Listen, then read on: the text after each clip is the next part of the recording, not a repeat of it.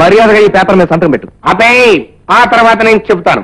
కట్నం కోసం కట్టుకున్న పెళ్ళాన్ని పుట్టింటికి పంపడం బుద్ధి తక్కువ పనని, ఇక నుంచి చెప్పుడు మాటలు విని ఇలాంటి తప్పుడు పనులు చేయనని, జీవితాంతం నా పెళ్ళాంతోనే కాపురం చేస్తాను అని అందులో రాసుంది.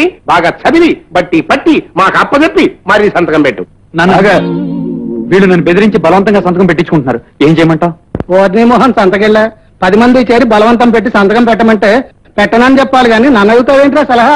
పెట్టను అని ఇతను చెబితే ఆ కోత కూసినందుకు ఇతన్ని, ఆ సలహా ఇచ్చినందుకు మిమ్మల్ని ఇద్దరిని కలిపి జైల్లో తోయడానికి ఎస్ఐ గారు వచ్చింది. ఇక్కడ సంతకం పెట్టడమే కాదు, అక్కడికి వచ్చి సావిత్రి కాళ్ళ మీద పడి క్షమాపణ అడగాలి. ఆపే ఆ తర్వాత నేను చెబుతాను.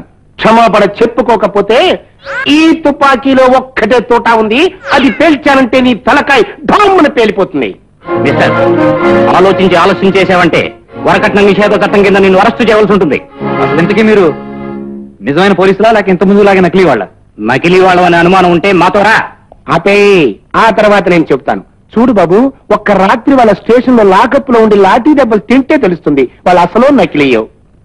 ఓర్నిమోహన్ సంతకెళ్ళా ఎందుకు వచ్చింది కూడా ఇది? సంతకం పెట్టేరా?